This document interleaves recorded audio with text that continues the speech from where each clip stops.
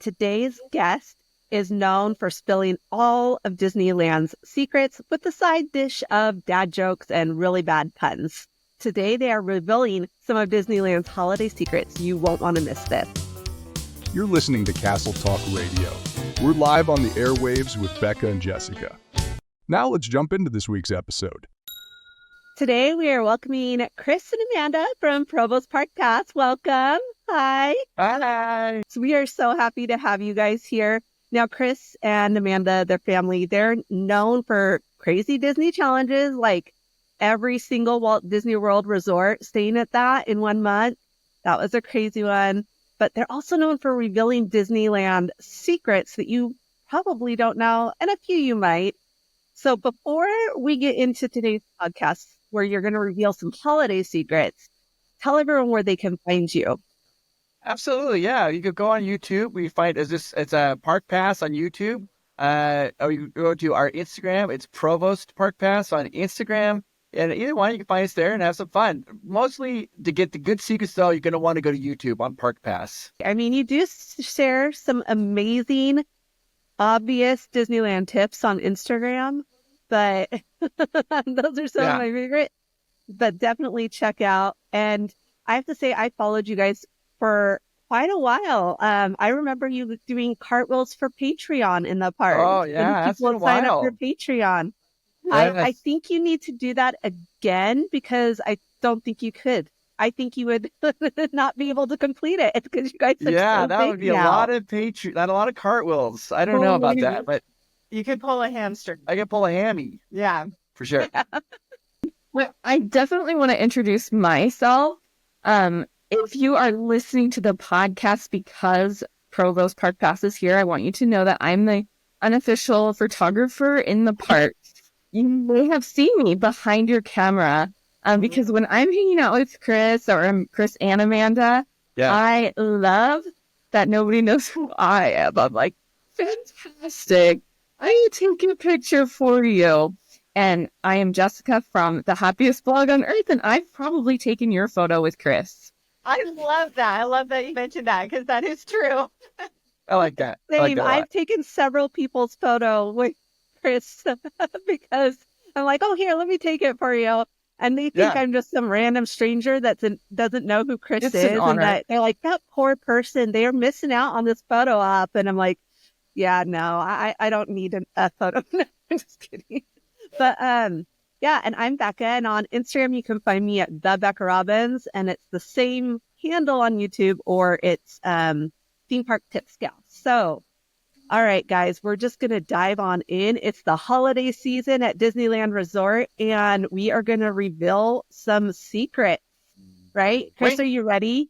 What? No, I'm not ready. I think we need, I don't know if you guys ever thought about this, because you guys like castles.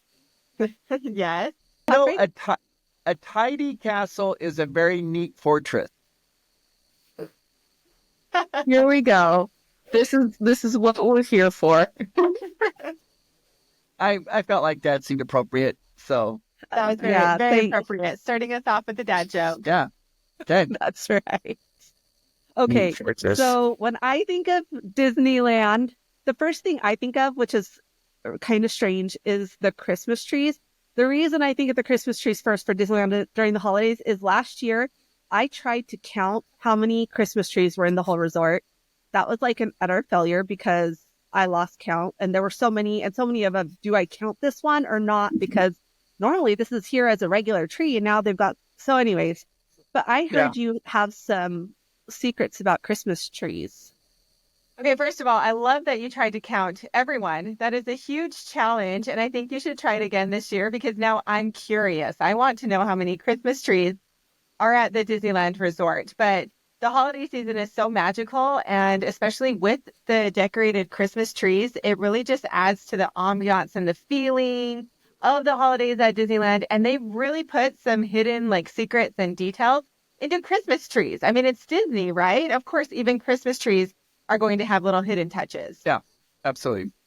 So I think the most iconic Christmas tree at Disney, of course, is the big one on Main Street.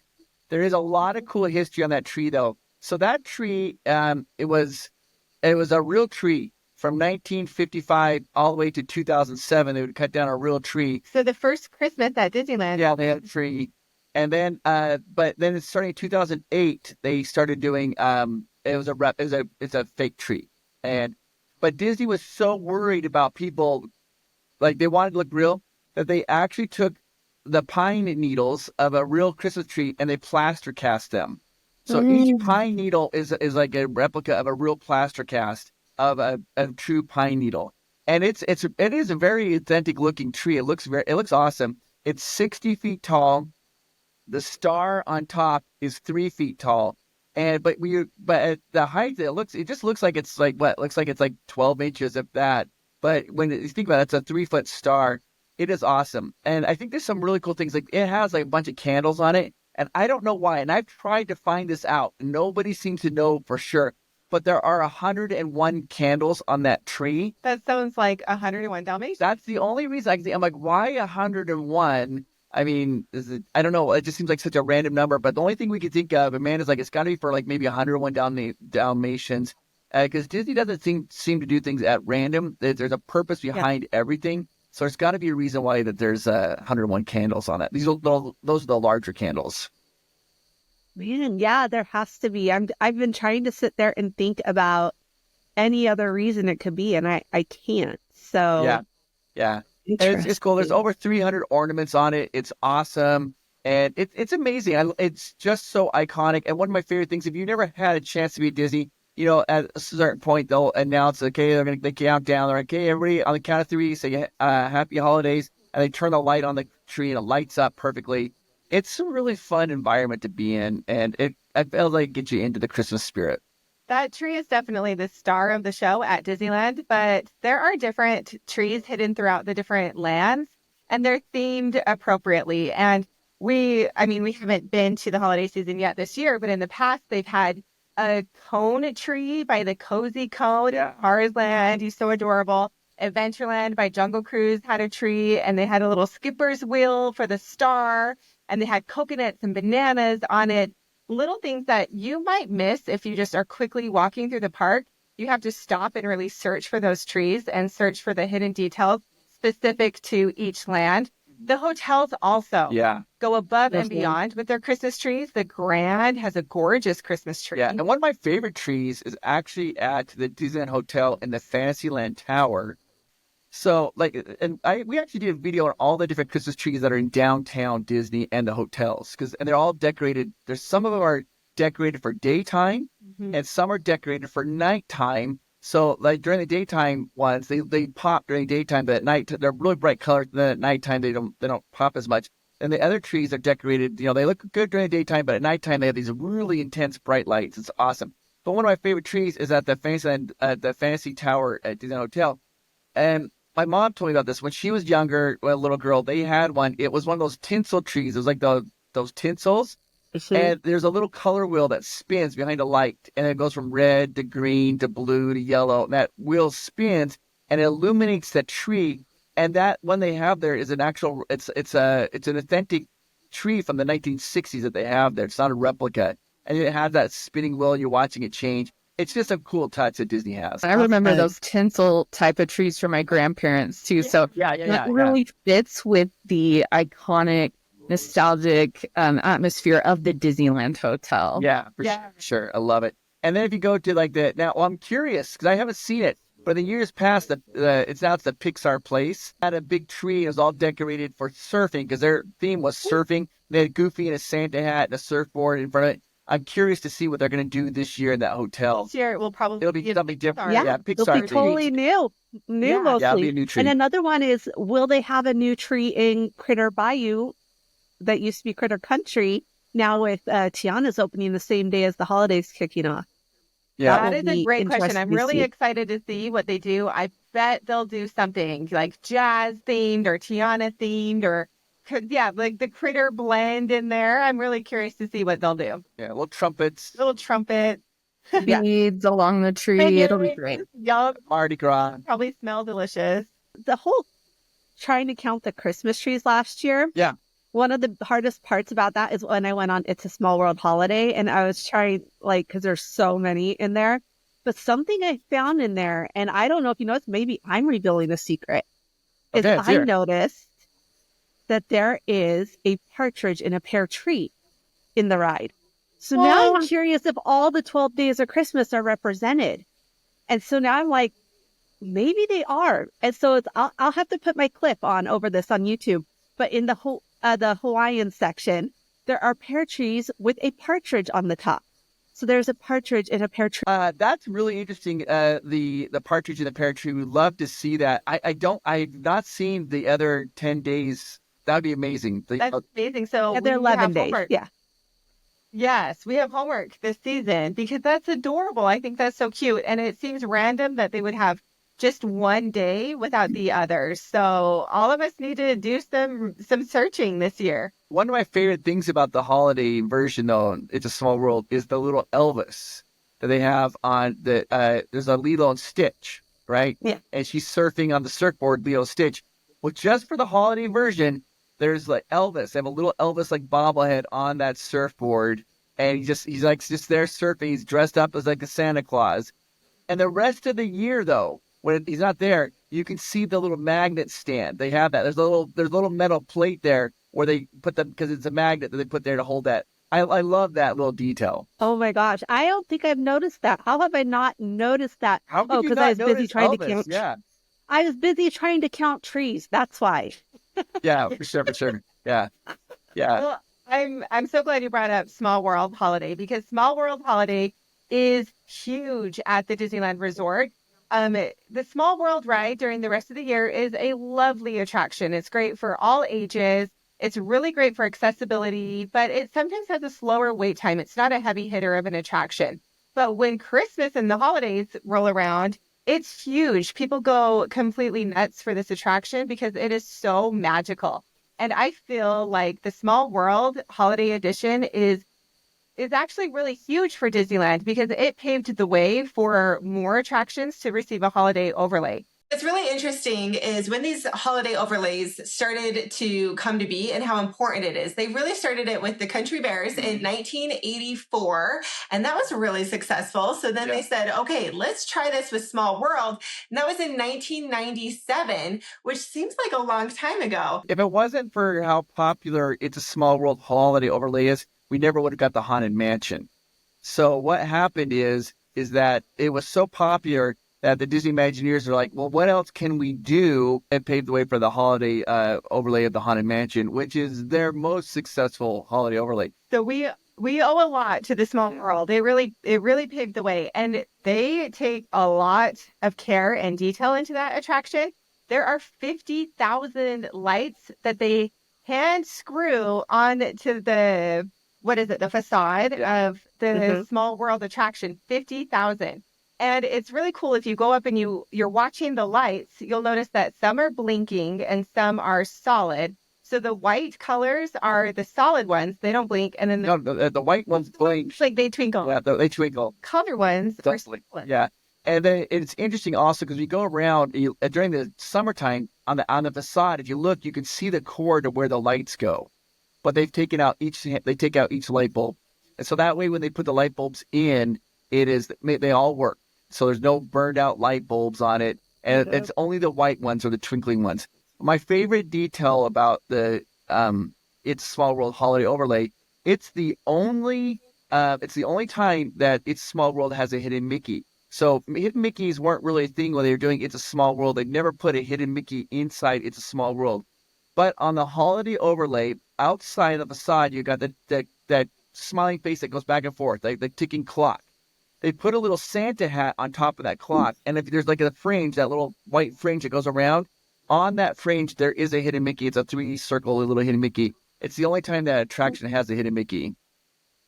I love that. That's so perfect. So yeah, it's awesome. That is awesome. Lots of things for me to check out there. And then we all have our assignment. We're looking for more of the days of Christmas to be represented. Yes. So we all kind of wore Christmassy colors, but I wore my candy cane shirt, my Main Street candy canes. So I love the Main Street candy canes. I did a whole video on my Instagram last year about it, but what kind of secrets can you tell us about those? So those candy canes are super popular. You have to get a. You don't always have to, but it's done by lottery and getting a ticket. And what you find though is the first couple of days that they have them out, that's when they're the most popular. Then as the season goes on a little later, then you can go in and usually try to buy them. But they make all those candy canes. They're handmade there. It's done all within the park. And you can get a really good view of it is at Disney California Adventure. It's the trolley treats. That's where they make a lot of them there. And I don't know, that candy cane material, it gets so hot. We're like hundreds of degrees so they can shape that candy, that burned sugar, whatever it is. And the chefs that are working on those candy canes, those rooms are really heated. They're really hot. 100 degrees Fahrenheit to work the candy canes. So they have a shorter shifts when they're doing candy canes because they can't be in those rooms for so long. But they have to keep the temperature super hot because it keeps the candy canes malleable. If it was a lower temperature, they get hard so fast they couldn't shape them correctly, the candy cane form. And so, yeah, and they're good. The candy canes actually, they taste fantastic. They're awesome. But they're actually good for a couple of years. You can buy a candy cane and eat it the next Christmas, and it will still have not lost any of its flavor, which is something kind of that's a little magical treat for you. I mean, I feel like that really is so special. I heard the cast members have to arrive at 5 a.m. Yeah. They're really working like hard, and they're handcrafting these delicious candy canes in extreme heat. This is a real special treat to get at the Disneyland Resort during the holiday season. Yeah, it's probably the salt from their sweat that saves the candy canes for so long. Probably. Wow. Extra salty magic. Sweat preservatives. You heard it here first. I love the candy canes. They're huge. That's the other thing. They cost a little over $20. I think last year it was $22. Wow. We don't obviously know what price they're going to be this year. One thing we talked about this in our holiday overview episode is that they are fragile, so they bubble wrap them. They put them in a thing of bubble wrap for you. But just be prepared. Don't put this in your checked luggage if you're taking this home. Carry this on in its own little special bag. It needs to be a separate carry-on. That's your personal item. Yes. That you're absolutely 100% correct on that. Is that they do wrap in bubble wrap, but they are fragile. And so, if you're traveling by plane or something like that, then you're going to want to take very good care of them. Especially if you're taking it home for a gift. This makes a great souvenir, I feel like, because it is something that's handcrafted. It's very special, very unique, and you don't want your candy cane to be broken by the time you get home. Yeah. And they smell delicious. It's that peppermint smell, and they're beautiful. They're absolutely gorgeous. And like you said, they're huge. I think they're about 5 ounces if you were to weigh it. I mean, they're substantial. Yeah. Yeah. Definitely. Okay, so let's go from candy canes to castles. Here at Castle Talk Radio, we love our castles, as Chris pointed out with his little joke there. What can you tell us? I think we all know Sleeping Beauty's castle gets a wintertime makeover and, all that. But is there anything we may not know about that? Well, I think the most important thing to think of is when you want to take a good photo of it at nighttime, get a good photo of it. And a castle picture is always a grand portrait. That's a stretch. What's that? Might be a little bit of a stretch of a joke. Grand I don't. That one may not land very well. I didn't get it. I thought you farted or something because you guys looked at each other and were laughing. He's trying to tell a joke. Okay. I think that's awesome. So one of the nice things, though, if you look at the castle, the Sleeping Beauty castle, is they have dangling lights coming off. But those dangling lights are actually encased in a plastic. And this plastic actually wraps around it in a circular pattern, and it goes from wide to making it more narrow. That's what makes the icicles. So when you look at it from afar, it looks like there's icicles, but the icicles are actually just lights encased in this plastic. As you get really close to it, if you get close up the castle, you see that plastic wrapping around it. But from far away, it really gives that perfect illusion of a icicle hanging down. And then when the lights are on, it gives it that twinkling feeling, almost like a melting icicle. It looks absolutely amazing. It's one of the, I love that particular little detail that they do, the icicles on it. Yeah, it's beautiful. I love it. And of course, they light it every night. And then it's, of course, the Believe in Holiday Magic fireworks happen behind it. And that's beautiful. I mean, and not to take away the castle is absolutely amazing. But really, I actually prefer, this would be, I wouldn't say a secret, but maybe an unknown, a hidden gem, is I prefer to be at It's a Small World when they do that. Because what they do when it's a small world, they do that lighting. They light up the facade of It's a Small World. And when they light up the facade of Small World, they have fake snow. It's bubbles. And it falls down and they play Christmas music. And here's a little thing. The bubbles have a cinnamon odor to them. So they put that in with the soap stuff to make the bubbles. They put a cinnamon spice type thing in there. So as the snow comes out, you can smell cinnamon in the air. And I think from my mind, that's really one of the best experiences is being right there by It's Small World. So do they only do that cinnamon scent at the Small World location? Yeah, it's a Small World, the cinnamon scent. And I have not been told, and I cannot confirm this, but on Main Street, I've been told, but unofficially, unconfirmed, that they use peppermint. And sometimes there's snows a little bit on there. It's more of a peppermint smell. But I don't know if it's in the snow or if they're using they pump out smells on Main Street. I don't know where the smell comes from. So you get a peppermint smell on Main Street. You get cinnamon in It's a Small World. Oh, beautiful. And my next question is, for research purposes, have you tried to catch one of the cinnamon snows on your tongue to see if it tastes like cinnamon? For research purposes, yes, absolutely. Yeah, and so it's actually it's what I've done. What I did is it's kind of a soap. So I took a bottle of water and I just literally got it, and I washed my whole body. It smelled like it was delightful. This has nothing to do with the guy at Small World a couple years ago. Yeah, unrelated. He did not smell like cinnamon, obviously. He smelled. Oh, goodness. I do want to say, though, the castle at Christmas time, it is fortified with beauty. That one was maybe a little bit better. Was it? Okay. We'll take it. It is fortified with beauty. Grand portrait. Oh, goodness. Okay, so, of course, we can't end without doing secrets about the Haunted Mansion holiday, which runs through, August. In fact, this year it's starting July through the new year. So it's there for both Halloween and for Christmas time and the holidays.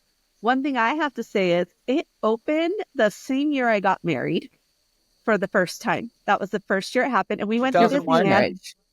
It went, 2001. We went to Disneyland in 2001. We were married in October, so we went for our honeymoon and we got to ride the first one. So I have ridden every single version except one when I was pregnant with my twins and got put on bed rest. So I've ridden every single version of Haunted Mansion Holiday. Did you ride the most infamous version? Was it was when they had these clattering monkeys with the cymbals. Mm-hmm. It was year 13. It was year number 13. So I might have been. I don't hope that's not the one you missed. Maybe it's the one you missed. The one I missed. Is it? Oh my gosh. Okay, so here's what happened. 2014, right? 2014 is when I was pregnant with my twins. Yeah. That would have been. Yeah. Okay. So what happened that year? They had these monkeys. You've seen those toys, and they're grinning monkeys. Yeah. They have cymbals. They're like chicky. And the idea was they had them all throughout the Haunted Mansion, but they operated on batteries. They bought them from toy stores and everything, but then they got the Imagineers and they wired them so that they would always be going. So they never shut off. Once it started in August, it never shut off. So even during the middle of the night when nobody's there, they were constantly clanging their cymbals. Terrifying. It was terrifying. But the problem is that because they never shut off, it drowned out all the sound of everything else. They said it was an unmitigated disaster. They hated it. But what ended up happening is now every year since that time, when you ride Haunted Mansion, when you go into the attic, okay, on the right-hand side, you're going to see a little Oogie Boogie, and he's got cymbals, and he's like clapping the cymbals. That is an homage to the horrible year all those symbols. And I rode that, and I remember it. Wow. They were everywhere, and there's this like constant like clang clang clang clang clang clang clang clang clang. And so they said they will never do that again. They thought it was a disaster, but yeah. So you can see that remnant of that now. Even it's always there. You see the little oogie boogie with symbols. Oh my gosh, That's a nightmare. Yeah. Yeah. that is like a nightmare. It made me think of the evil monkey in Toy Story 3, the one that's watching all the monitors. That popped in my head when you were talking about it, and having him just there, like watching you and doing the symbols. Oh my gosh. Yeah. But the Haunted Mansion is so iconic with its holiday overlay. It is so popular. We could do a whole podcast just talking about the Haunted Mansion holiday. And, you know, people could debate, well, the Haunted Mansion never really needed an overlay because it's so classic and people just love the Haunted Mansion. But since they started doing it, it is a staple. They can never take it away because people look forward to it. People, again, flock to it. The lines can be super, super long. And what I love about the Haunted Mansion overlay is it really is changing and growing. And the fact that you've seen almost all versions is truly incredible because there's been a lot of changes. I mean, the monkeys, right? That's something that will never come back. But they added Zero into the Haunted Mansion. They added Sally into the graveyard of the Haunted Mansion. So every time you go, you're looking for something new. And what new thing are Imagineers going to do? And the new thing that Chris found that was just completely fascinating. And I think this came out first last year, and it was so small and it was so hidden, but it was actually a huge, huge detail was the Candleman and how they added the Candleman. The Candleman was an original concept for the Haunted Mansion. It was written by Raleigh Crump. He was an Imagineer. And the original idea was the Haunted Mansion is called Museum of the Weird. And the main character was this Candleman. It's like this man, it's made of wax, he's melting, he's got candles. They got to the point where they created all the prototypes for it and everything. But it never came to fruition. So last year they put that in there. That was in there. But this year, like you would miss him if you weren't looking for him. This year they did the bat, and the bat was another one that was created. The bat is in a cage, like a bird cage, a bat cage, I guess. And then it's hanging upside down. It's got red glowing eyes, and there's like human bones sticking out from the bottom of the cage. And that was put in this year as well. And that's so the Candleman is in the attic. But the bat cage is in that hallway, the eternal hallway. So, you know, like right after you see that they're raising the coffin, like, yep, get out of here. You'll see this door, there's a bat right there. And that was added this year. And so I rode that like the first day it was open this year. And when I saw that bat, I freaked out. I was like, oh my gosh. And I couldn't believe it. And so I was like, oh my gosh, this is amazing. So they're always adding something. But a cool fact, Rebecca, you're one of the few people who would have seen this. It's the very first year they did it.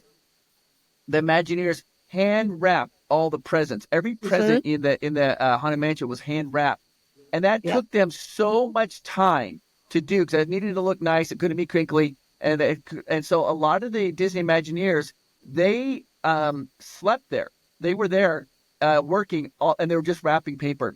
And you know when you go into the haunted ballroom, you're going along looking down the haunted ballroom. Well, behind you, there is an exit. There's a pathway. There's ever emergency.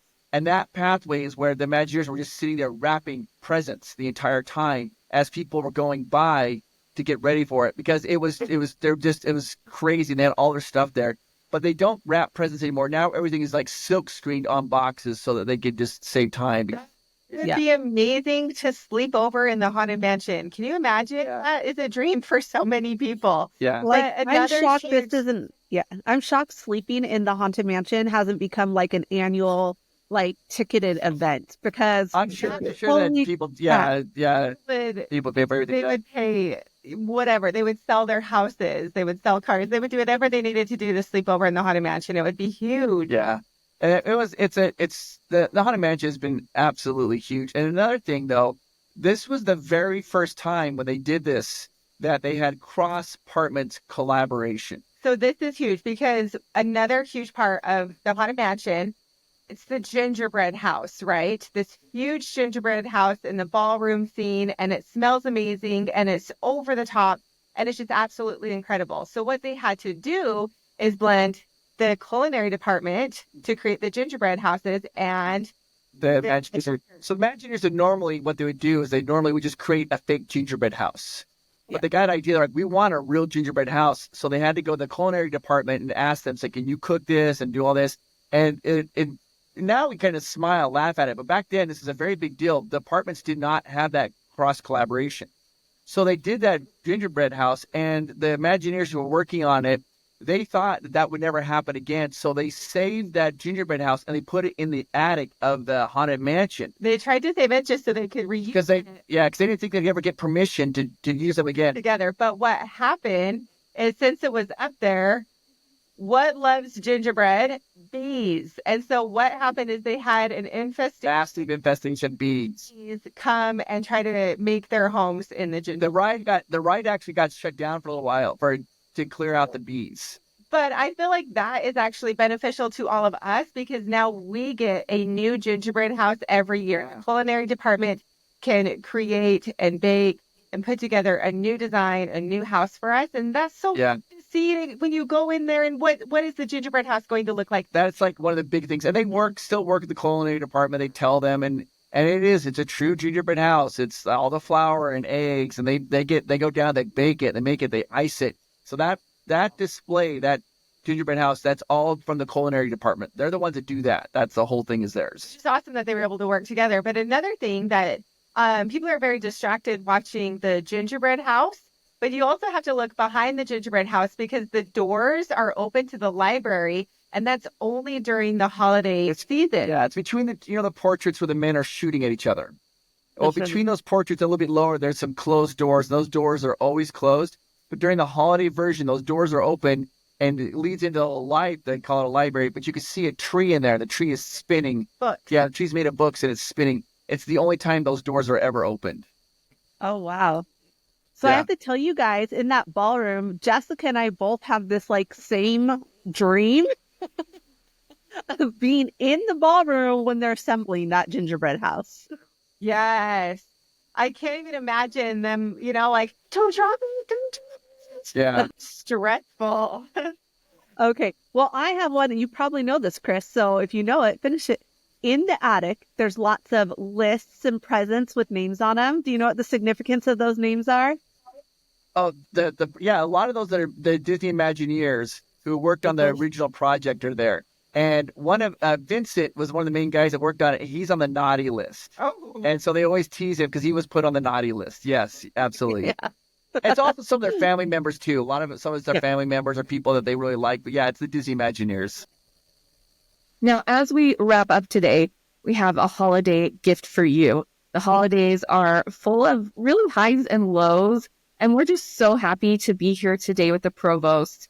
If you watch their YouTube channel, you will see a lot of the close of their videos.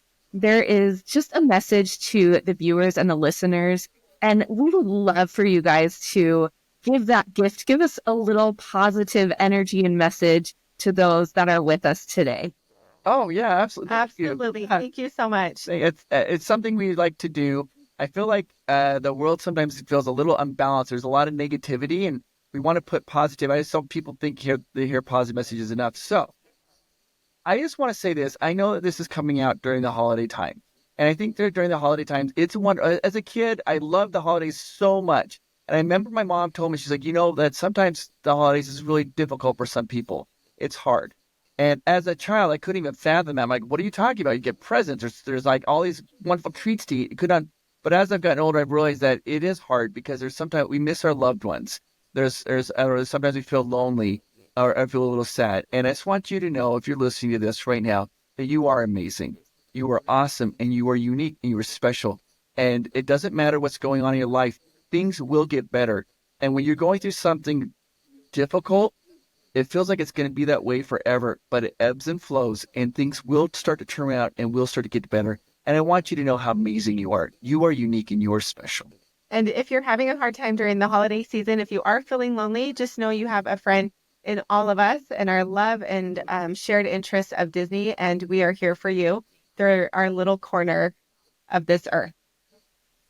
Yep. And I have to tell you guys that this message is absolutely real and authentic for you, because sometimes, you hear something and that this person can't see you right now and speak to you individually, but Becca and I, we know these people. We know Chris and Amanda personally, and we know the love and all of those good feelings that they have in their heart for you, and that this really was meant for you.